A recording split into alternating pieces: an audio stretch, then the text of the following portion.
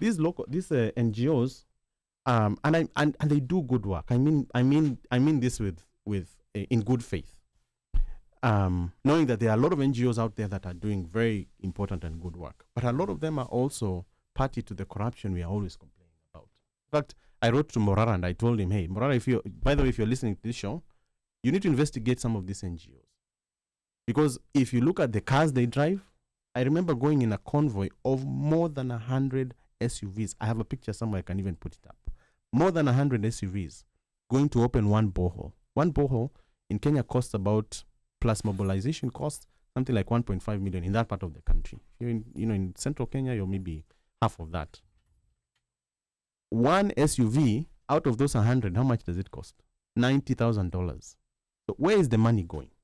Back to this example of Turkana. So water services, health services, a lot of the education up to tertiary level is being provided by an NGO. So what does the Turkana government, local government, then do with the money that they get from the exchequer? They buy cars. They embezzle. People become overnight millionaires. We will be talking later about Kiambu County. I've been there. The headquarters for the Turkana County government is larger than the White House. And I'm not kidding you. This is a arid area with nothing. Right in the middle of the desert, you have this huge, monstrous building with a landing pad, a helipad on it. This is not. I'm not joking. So this is what the money that comes from the exchequer goes to then do. And this has been the case for the last 30 years. Turkana, including on that by the way, also includes the refugee camps. These are being run by NGOs, the UN and Catholic Relief Services. So Catholic Relief Services has a disproportionate influence on the people of Turkana and the county.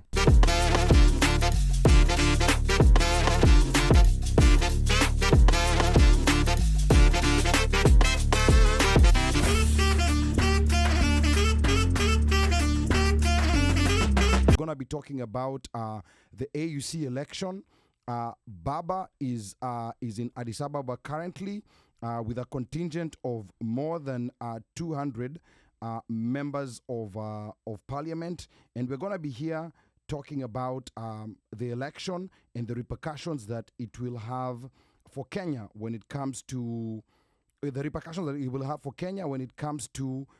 the politics of Kenya. We're also going to be talking about America's Trump. What is going to happen to the U.S. With all the executive orders and everything else that's been happening in the United States. And then after that, we'll also be talking about the corruption with former Kiambu Governor Ferdinand Waititu being sentenced to a couple of years in prison. And then we're not going to forget about Kendrick Lamar. And tonight, because we're only on YouTube, we're going to get started with the show right away. We do apologize to all our Facebook fans. And tonight, of course, we have in studio our guest, Dr. Nathan Wangusi, who's a former member of parliament, Langata constituency, and he'll be joining us in this conversation. Dr. Wangusi, karibu sana to the OneMicShow. Okay. All right. Dr. Wangusi, karibu sana to the OneMicShow. So quite a number of things have been happening back home, and it's been quite a while since you were last here. This was after the protests and everything. But before we get started, just give us a brief take on what you think about the 4 weeks or 1 month into the Trump administration. So thanks for the invite again. Thanks for having me on the show. As you said, it's been again a while. I seem to be called to the show when there's significant changes in the political arena, both at home and in the US. Because you're a subject matter expert. Because I'm an SME subject matter Straight expert. up, homie. And I'll correct you. I'm not the former member of parliament for Langata. I was an aspirant. Yeah. And we are thinking about 2027. I'll just leave it at that. the U.S. has become a very different place than we knew just a month ago. One of my really good friends calls this place now Trumpistan. In other words, the rules of the game, the rules of existence in this country have fundamentally changed because we have a very radical right-wing arm of the Republican Party, which has basically overtaken democratic politics in the U.S. And if we just think back as to where all this started, well, the Republican Party has traditionally been known as a party of small government, limited scope of intervention by the federal government in state affairs, the party of conservative politics. But over, I'd say about the last 20 years, there was a very deliberate and systematic coup that was going on. Yeah. That the party has been taken over by right-wing conspiracy theorists, basically. Right-wing activists that have been very heavily funded and sort of read the mood and fears of the white majority in this country. And if you're a white person living in America in the last maybe 20 years, I would say, we've seen a lot of very dramatic changes in the society, culminating in the election of a black president. I think that was sort of the climax of it all. And there was obviously a backlash in which this radical elements, starting with the Tea Party and then the MAGA movement, have kind of reasserted themselves and taken over government. So they come with, a set of things. And I think Trump is just representative of what this mindset is. And he's a very good spokesperson. A couple of things he promised during the elections, the campaigns, which was, mass deportations, which we really didn't think was going to happen. We thought, I think it was an empty threat. And now we are seeing the country on tenterhooks. If you're an immigrant, if you're from a different country, particularly if you're a person of color, one of the hallmarks of this radical right, one of the fundamental things they're trying to do are to assert white superiority. Just as many immigrants come from Western Europe and Eastern Europe as from other parts of the world. In fact, the president's own wife and a lot of these Congress people, their family members, including the vice president's wife, is Indian. The president's wife is Ukrainian or some Eastern European nationality. So when they're talking about immigrants, they're also talking about these people, but they make it very clear that the bullseye is not on any immigrant. The bullseye is on people of color, Latinos and black people.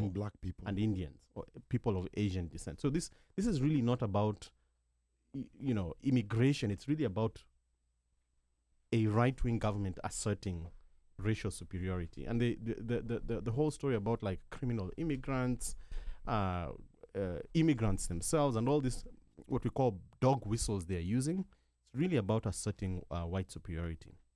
I think even the gutting of USAID, other than sort of the other strategic parts of why it was done, it's really an assault or an assertion that the Southern Hemisphere, where all people of color live in dire conditions, struggling with humanitarian issues, wars, nutritional health issues, are dependent on us as a white country. So the mood of the country has changed. What is really also remarkable is the assault they've launched against their traditional allies, without any friends in the world. So Russia, China these are not traditional allies of the U.S. Obviously the president is trying to placate himself to them, but at the same time isolating his allies in Canada. We just saw the speech by the vice president in Europe, which was in Germany, highly offensive to the European Union partners. So the mood of the country has changed significantly. We as people of color, we as Kenyans, we as immigrants have to be just that much careful. I just want to say something that's tangentially unrelated, but I think I just wanted to say it to as many people as we can. We've heard of cases of Kenyans ratting out their fellow Kenyans, people who have grudges with each other, family members, exes. It's To just immigration. it's that's just a low blow, and I think Are you saying that if I have a problem with Ali, I should not call? you should sit down with Ali and speak to him if you have a problem with your ex, whether it's Sasa, move on. Kuna watu hapa kwa studio. Kuna watu wanaitiana. Wako na do yangu na join Go to small claims court. But is that thing real of Kenyans ratting out each other? Well, I've heard reports. I mean, it's every rumor has some truth in it. Which parts? Ratting out each other, they've been doing for a long time. They've been doing this for a long time. But why people would do that to each Is other? the one that is non-existent. Yeah, but they've been ratting each other, especially when people have issues with each other. Personal issues, yeah. Yes, relationships. Yeah. Guy goes left, chick goes right. Somebody makes a phone call. Just move on. Like that. But The do only you message think I can. But do you Since think time ICE, immemorial. with their sophistication, they would be relying on people ratting on each other? Tips. They take tips. No, all no, the I time. think, they take tips all the time. Just well, like they the FBI and all these other guys. They take tips. And the thing about those tips is that for every tip that comes, you have to at some point, in some way, look into it. You don't necessarily, go in and say, okay, now I'm going to that address. But kuna zile unaangalia. Because they have a database. Like, let's say if you come in and you've overstayed, right? You normally, the last address that you record on your, what is it, ile ya kuenter, is it I-9? The entry. The entry. Back then, I don't even know what people do now. But anyway, so whatever it is, there's some sort of record as to which address you are at. So if somebody's calling in and saying this person at this place, assumption again is that they have all that information, right? Yeah. Then it's easy to check. Okay, is there a person? But you'll agree with me primarily the group of people who are notorious for calling immigration on each other are warring siblings because of personal jealousies and estranged spouses. Those are the two groups who would be calling. You mean lovers? Lovers, exes, paramours, whatever you want to call them. I just want to say this, particularly to Kenyans who are listening. Just move on, right? Move on. No, but I have a problem with believing, because there's a lot of stories being said with no evidence being offered. So it's just a rumor. So all we're saying is that to dispel the rumor, to dispel the rumor, in case you are thinking about it and you're a Kenyan and you're listening. Yeah, it's not the right way to take care of that issue. In case you're thinking about it, but beyond that, I think the fact that we are. It's not the biggest bullseye. Kenyans are not traditionally the most targeted community. But the fact that we are all under scrutiny, I think, just means that we all have to be more careful with our interactions and how we handle not just internal conflicts, but also shelter, provide shelter to those who are who are vulnerable, because there are a lot of undocumented Kenyans. There are a lot of people who are undocumented. They don't have papers. They've been working under the covers. So just providing that support is really important. But so far it's I think a month into Trump's presidency. Yeah. What would you say is your overall take on those 4 weeks, and where do you think the 4 years will head? I think the overall take, this will sound very counterintuitive. So, anytime a radical movement, especially one that's out to assert racial superiority, gets particularly virulent,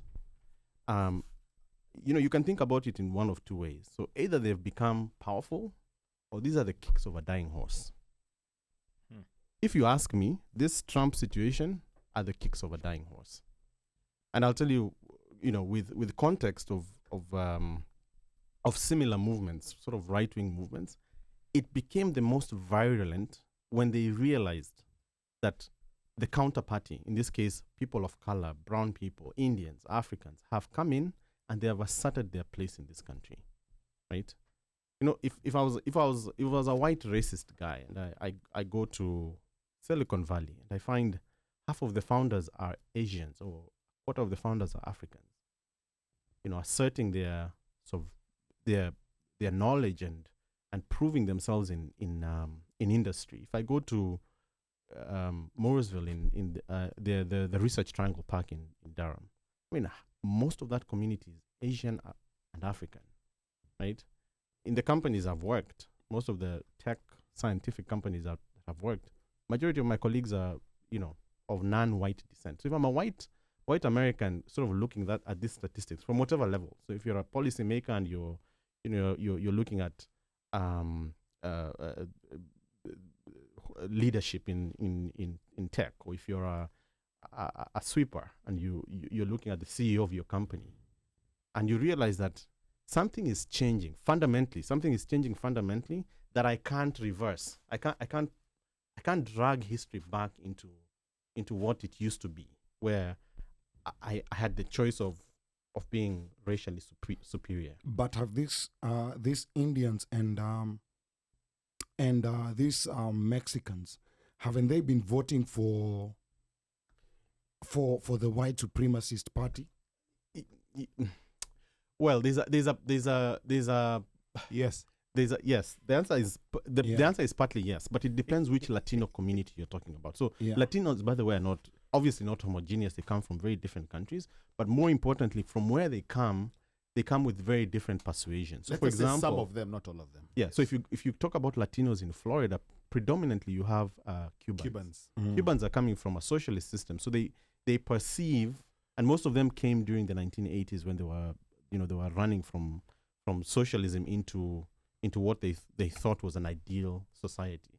So a lot of Cubans lean Republican. So a guy like Marco Rubio, he comes from that generation of Cubans, mostly from Florida. If you look at Mexicans believe that New Mexico, Arizona, Texas, and Southern California are part of their country. These were lost during the Texan Wars, right? So they have a very different persuasion in terms of like their politics. Puerto Ricans are looking towards statehood. So whatever political formation speaks to those issues, then they respond in kind. I don't think anybody thought that Trump was serious, right? Including Latinos. I think even Latinos thought, we're voting for this guy because we think he's going to be good for the economy. It's just, I've heard, in fact, what Latinos call Trump, they call him a chihuahua. He barks but doesn't bite, right? He's small, he barks, he doesn't bite. That's how they've traditionally referred to him. But then now, a very assertive president is coming out and like deporting people. But at the same time, remember, there's 11 million immigrants in this country, many of whom are undocumented. So, sending a plane load, how many people does a plane hold? Maybe 200, and they can't, they don't jump pack them like a matatu. Just 200 people, put them in a plane for show. I was looking at some report that it costs near a couple $1 million, I think close to $5-6 million to repatriate just one plane load. So how many plane loads are you going to take over the border? Actually, right? It's 80 million. But it costs a lot, right? Because on the other end, you have to do all the processing. Then ship one military plane to fly all these people back and forth. You figure out. So how many planes are they going to have to? What type of fuel are they using for? They don't have enough detention facilities. They don't have enough planes. There's very little they are going to be able to do, because what are they going to do? They're going to put immigrants in buses, or is there a continental train that they're going to put people in to take them to Mexico? So I think a lot of it is just political rhetoric.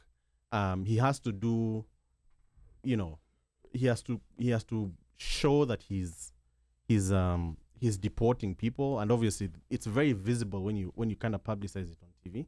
But when you think about it in the scale of things, his actions in the last couple of weeks have hardly scratched the surface. In fact, some reports are saying that the Obama and Biden years were worse for immigrants. Correct. Right? Yeah. They were much worse for immigrants. The number of immigrants who were deported during the Obama years are significantly more than during the Trump years. Was it something like 300 and something? Was it 300 and something a day, or was it 300 and something a month? But look at Trump years. A day, right? There was COVID. Yeah. Where they could not do deportations. But even how many? Yeah. I mean, there's 11 million. So how many are you going to be able to deport with flights? So if I don't know the math, I don't have a calculator, but if you do 11 million, divide by 250, times how much did you say a flight is? $8 million. No, dollars. apparently I was seeing something like 82. It's costing 82. No, it's closer to, it's a couple million. It's not. But if you are to multiply that number, it's yeah, and the amount of check. Let me ask. The amount of resources that's needed. I think they are doing this for the purpose, for kind of to play to the gallery, right? They're doing this to play to the gallery, but in the sort of in the sum of things, I'm not really sure that there's going to be much impact. And then, executive orders can be challenged in court, right? Correct. These are not laws that are being passed. These are not even laws that I think necessarily even pass through Parliament, through Congress, even with a Republican majority. And then the other thing is, just as a word of caution, not caution, but sort of reassurance, they don't also have enough time. You need 8 years to be able to have impact. He's already now 3 years and 10 months left. So I'm not sure that he has much to give. So I agree with the assertion that Latinos call him a chihuahua. He'll bark a lot, do a lot of really outlandish things, but I'm not really sure that they'll have. At this point, his shock and awe is working. I really don't think they need eight years, because remember they had 4 years of planning this thing. Yeah. Everything Trump is doing is on Project 2025. It's well documented, and you can anticipate what they're going to do and how they're going to do it. So if you say he needs 8 years to me today, I lost 30,000 colleagues who were fired just like that. Those guys don't need 8 years to feel his impact. They're feeling that impact immediately right now. So, and with that money that you're seeing they're saving by cutting all these programs, we are seeing right now that Tesla has been given a $400 million tender for supplying Cybertrucks to the government, to the federal government. Mm-hmm. This is money that is being pulled out from the existing budget right now. Let me finish my. No, they changed to electric vehicles, but carry on. This is money that is being pulled from the existing budget. Mm-hmm. It's not budget that is being waited for. So this is the impact that is felt now. Mika, this is eugenics right now that is happening, because when you take out aid from the two highest populous regions, which is three populous regions, South America, Africa, and Asia, take out aid that helps them with their healthcare, let them die from various diseases. So you're reducing, you're killing it from the source. You're killing these numbers of people that are immigrating and come from the source. You're deporting people here. However, you don't care.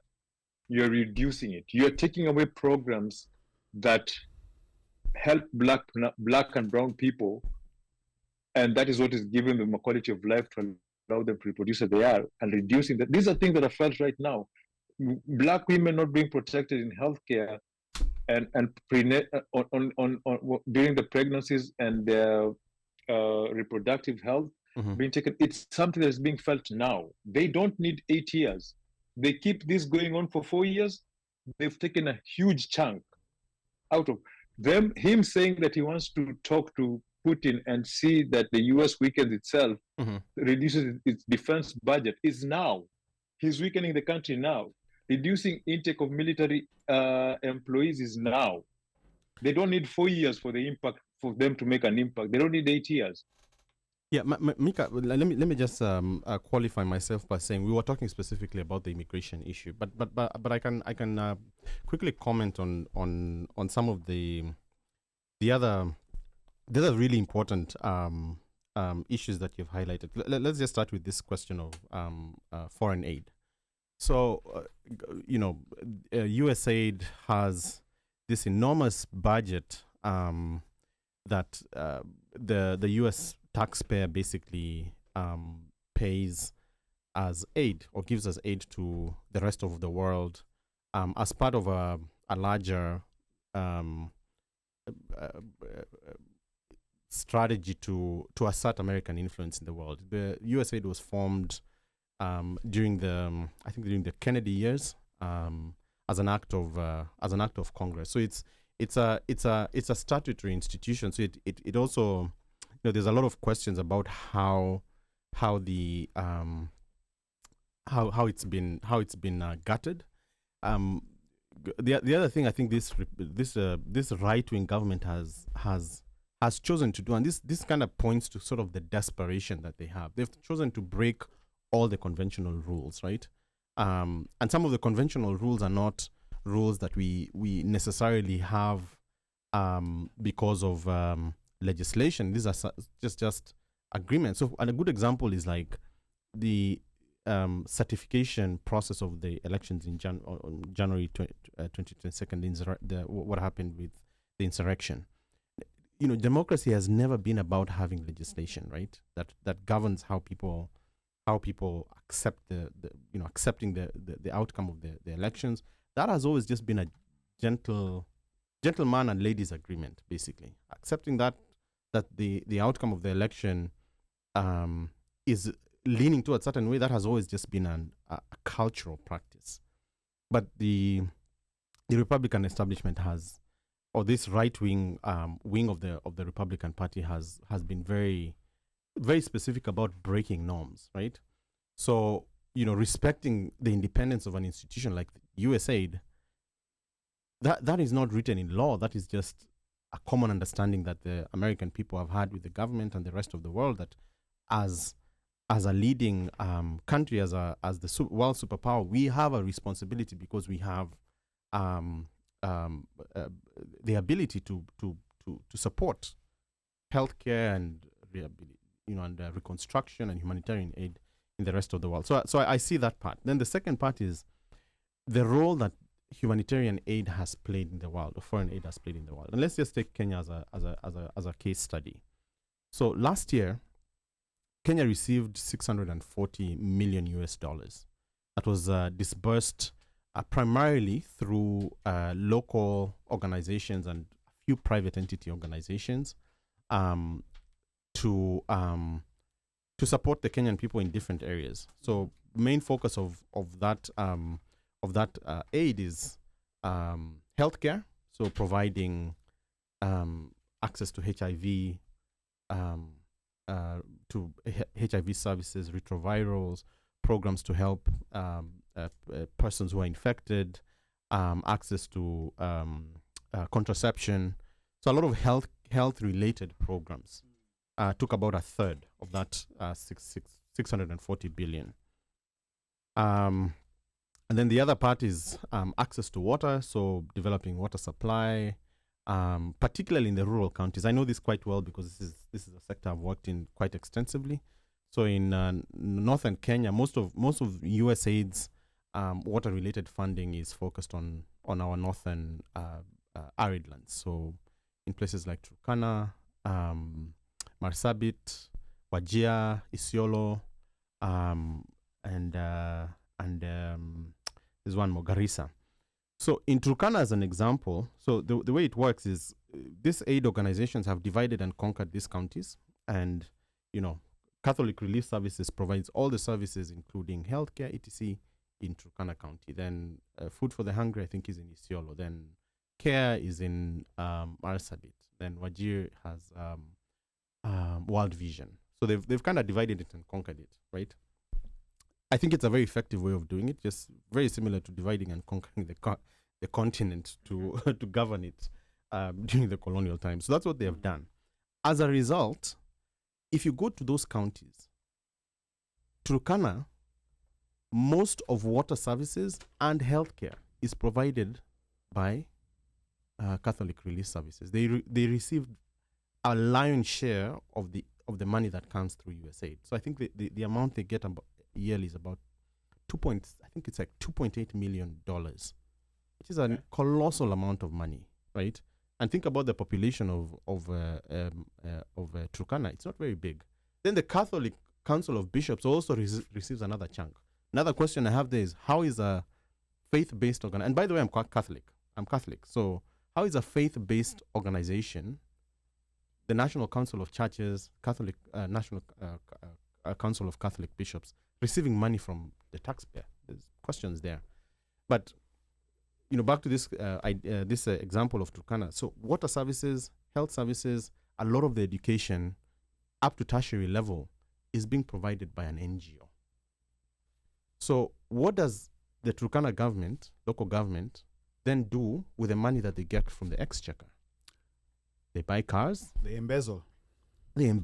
People become overnight millionaires. We will be talking later about Kiambu County. I've been there. The headquarters for the Turkana County government is larger than the White House. And I'm not kidding you. This is a arid area with nothing. Right in the middle of the desert, you have this huge, monstrous building with a landing pad, a helipad on it. This is not. I'm not joking. So this is what the money that comes from the exchequer goes to then do. And this has been the case for the last 30 years. Turkana, including on that by the way also includes the refugee camps. These are being run by NGOs, the UN and Catholic Relief Services. So Catholic Relief Services has a disproportionate influence on the people of Turkana and the county. Now, as a person of faith, and as I said, as a Catholic, one part of me says that's a good thing. The other part, which is more pragmatic, says that all you're doing when you do that and then replicate that across the counties, you're enabling corruption, yes, and dependency, right? So that if these NGOs, and by the way, USAID has continuously funded these programs. I'll give you another, anecdote that came out of the field. These I saw with my own eyes. So in the 1980s, between I'd say about 1982 and 1990, Catholic Relief Services spent a ton of money through a German grant, if I remember correctly, building water boreholes, because they thought that was the solution. They built a bunch of boreholes in the couple hundreds to 1,000 across Turkana to provide water services. Because a borehole is not necessarily very expensive. And Turkana, by the way, has a lot of groundwater. And then about 15 years later, only like 10% of those boreholes were functional, right? So all fast, the money that was pumped in by aid is gone. All the interventions that have subsequently been done to kind of rehabilitate these boreholes, because you go to a borehole, the handle broke, right? So no one knows where to find the part to replace it. So something in the pipe, detached or something. So what happens over time is that you have this dependency. The people of Turkana are dependent on Catholic Relief Services for water services. But water is not free. They should be investing in those systems themselves. The local government should be investing in those systems themselves. So we're just talking about like one county. So now replicate health services across Kenya. Over and above that, these NGOs, and they do good work. I mean this with in good faith. Knowing that there are a lot of NGOs out there that are doing very important and good work, but a lot of them are also party to the corruption we are always complaining about. In fact, I wrote to Morara and I told him, hey, Morara, if you're listening to this show, you need to investigate some of these NGOs. Because if you look at the cars they drive, I remember going in a convoy of more than 100 SUVs. I have a picture somewhere, I can even put it up. More than 100 SUVs going to open one borehole. One borehole in Kenya costs about, plus mobilization costs, something like 1.5 million in that part of the country. You're in central Kenya, you're maybe half of that. One SUV out of those 100, how much does it cost?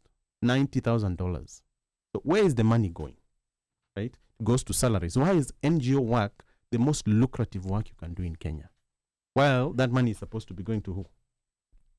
It's supposed to be going to the people who need the service. The people who need the service. So Mika, my response is, cautiously, it's a bad thing that a whole agency should be shut down. It affects a lot of people in the short term. But you also have to ask questions about, are what they're saying about waste, fraud, and abuse, in this particular instance, is it actually true? Then you replicate this across the world, I think a lot of money is being lost. And we are the taxpayers. We're the ones who are paying this money. You as a taxpayer in the US, you are filing your taxes next month. Now, wewe, so una file taxes. But then, I hear what you're saying. Yeah. But then, if we're going to, one thing you have to realize is that let's look at the good or the impact that these things have done, right? HIV/AIDS right now as a disease is not considered as how can I say it? It's considered like a normal disease, a living disease, a disease that people can live with. Yeah. Right. Mhm. And this is specifically, thankfully, to PEPFAR. Mhm. Without PEPFAR, HIV would have ravaged the whole world badly. Mhm. It's the fact that in these places where you're saying that the county government or the local government is supposed to if we would have if right now we take out this aid, right? Mhm.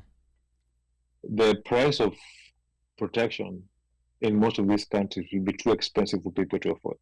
The price of antiretrovirals are going to be too expensive for people to afford. Mhm. The price of test kits that people use to help themselves in protecting themselves, they're going to be too expensive for people to afford. Things like malaria.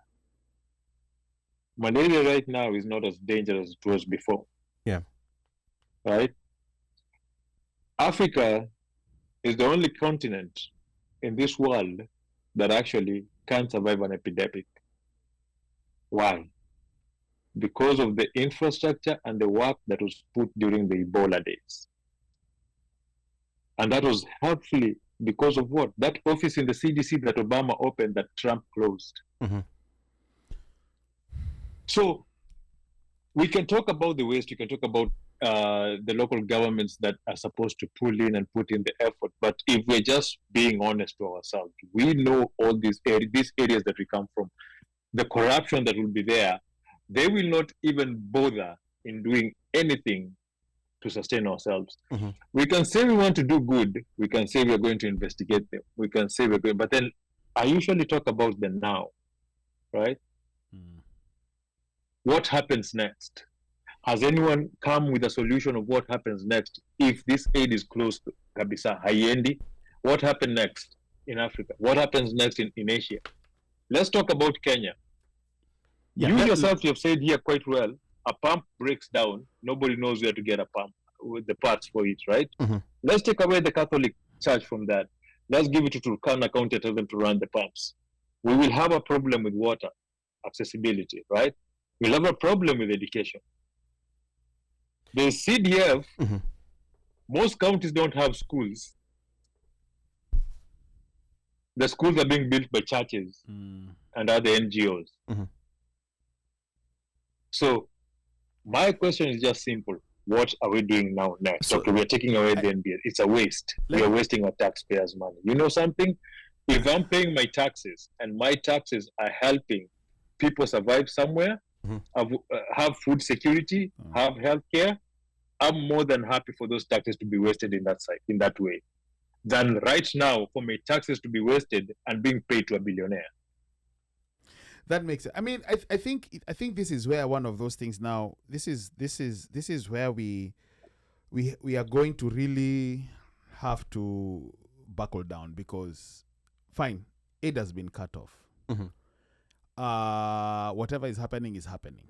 Guys have been laid off. Those like Mika is saying, some of those people dependent on those services that were being provided now zimedidimia. On this other side, like you said, these guys have been so dependent on Catholics and the charity and whatever that they have never ever thought about thinking and making their government answerable Accountable.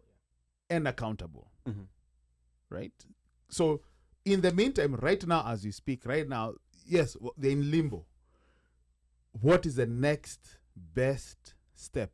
What are you gonna tell the person who has been getting the ARV? What are you gonna tell those people who have been surviving on the on the water from the borehole or whatever, that this thing is broken? What are the charity? Even if they are brought back even after 6 months or a year, Mhm. between now and then, a lot of damage will be done. In the interim, what is what is the stopgap?